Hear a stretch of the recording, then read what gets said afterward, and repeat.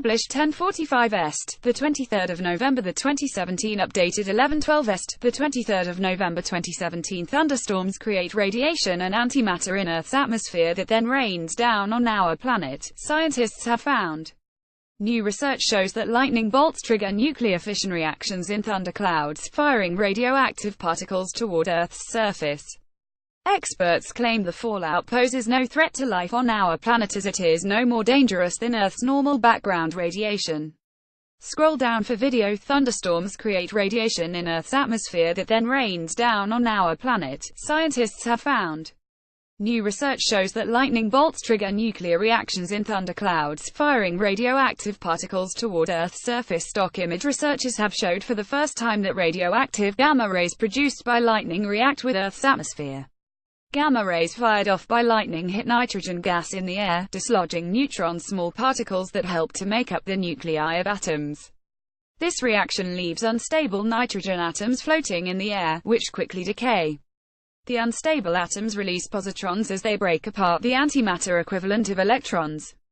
Positrons react with electrons in the air, annihilating both particles and producing gamma radiation, which rains down on Earth.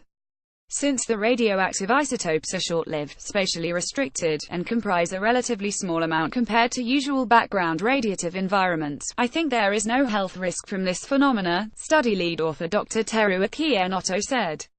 Dr. Enoto and his team, from Kyoto University in Japan, showed for the first time that radioactive gamma rays produced by lightning react with air in the atmosphere.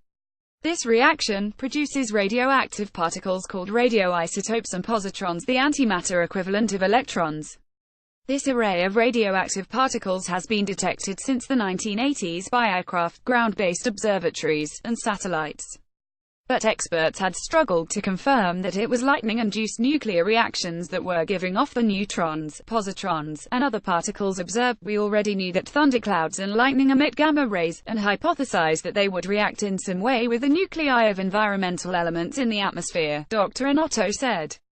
The team installed gamma ray detectors along Japan's western coastal area, which the researchers say is ideal for observing powerful lightning and thunderstorms. In February, 4 detectors installed in Kashiwazaki City, Niigata, recorded a large gamma ray spike immediately after a lightning strike a few hundred meters away. When they analyzed the data, the scientists found 3 distinct gamma ray bursts. Gamma Y rays fired off by lightning left hit nitrogen gas in the air, dislodging a neutron blue particle.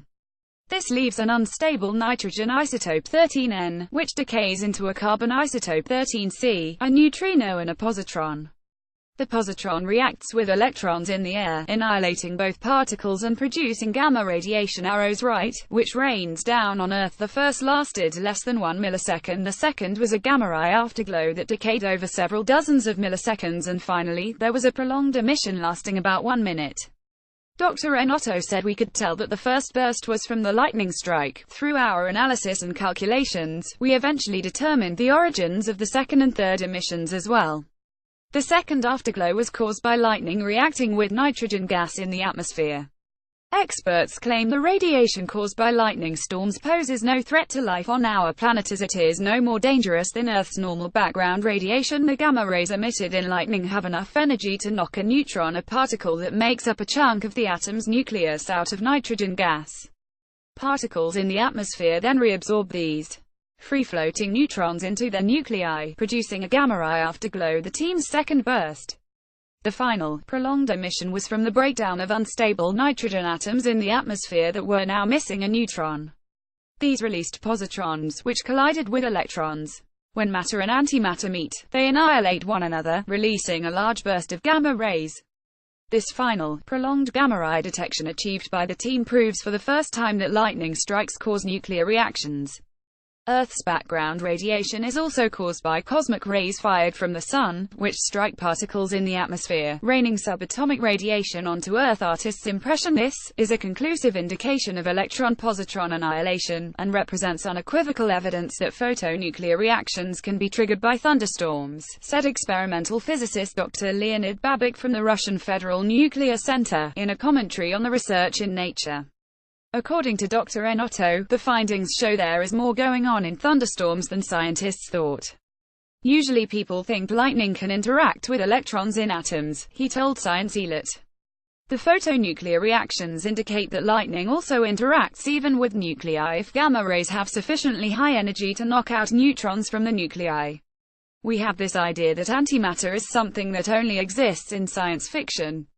Who knew that it could be passing right above our heads on a stormy day, he said.